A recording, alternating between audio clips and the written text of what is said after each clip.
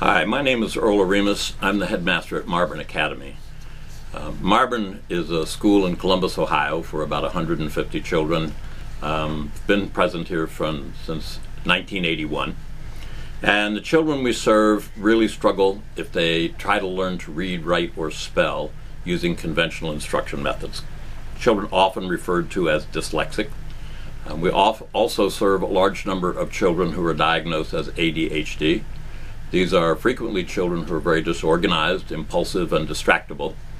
And in regular schools, the traditional behavior management system does not work to help them develop their own self-management skills. Teaching these children over the long period of time, I have come to realize that, by definition, a child with special needs is a child for whom conventional teaching does not work. What special needs children need more than anything is a special kind of teaching that is designed to work and meet their special need. The most critical factor in learning is the teaching. The problem that we face today is not that the public schools don't desire to help these children, or that they aim to deny them the kind of teaching that works. It's that the schools actually do not have teachers who have the kind of training that enables them to teach in the way that works for the children.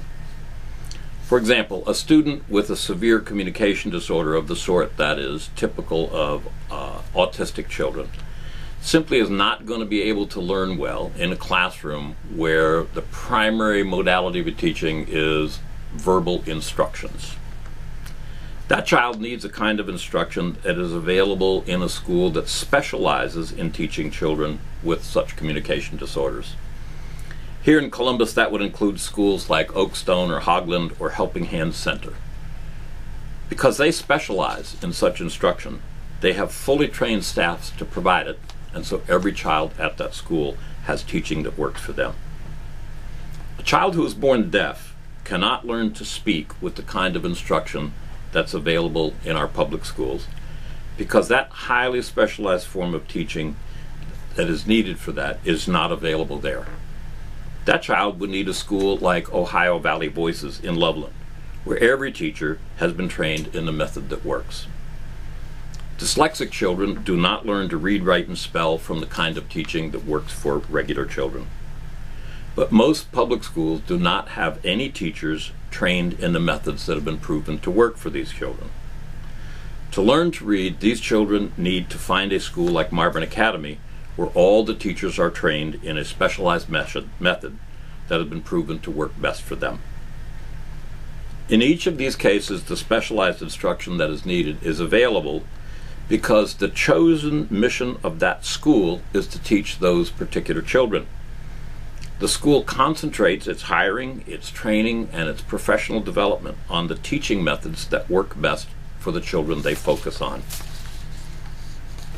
In the public sector, schools are asked to serve such a wide variety of needs that they often must concentrate their resources and their training on the most common issues.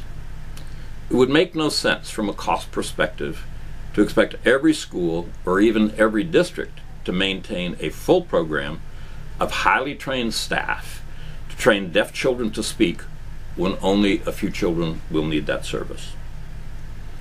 When parents are empowered with financial support from the state to help them bear the financial cost of finding in the private sector the specialized teaching that their child needs, three great things happen.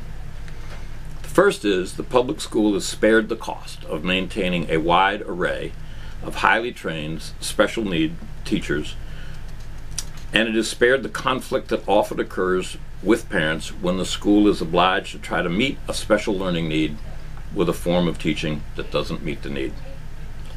Most important thing that happens, though, is that when the child is in an environment where the teachers are trained to meet their special learning needs, the most important thing is the child actually learns. Sometimes it seems as if the rhetoric surrounding the special education scholarship is about parents who want only the best program for their child, and that they already have pretty good programs in their public schools, but they're looking for state money to find even better programs. In my experience, I would say the opposite is actually the case. Parents typically have no interest in removing their children from the public schools if the teaching the child is receiving is actually fixing the problem. It's when they see their child struggle from year to year with teaching that is failing to produce the learning that they then begin to look for alternatives. Without support from the state, most of these families cannot afford to find the available services in the private sector. If the special education scholarship passes, thousands of families in Ohio who currently struggle seeing their children fail from year to year only for the lack of a kind of teaching that would provide success will have access to that teaching for their children. It's not just for those families. It's for the children themselves as they grow up to be adults, and it's for the state that needs these young people to grow into productive citizens rather than dropouts from high school who don't go on for further education and who find themselves ill-equipped to support themselves or play an active role as a good citizen in the community.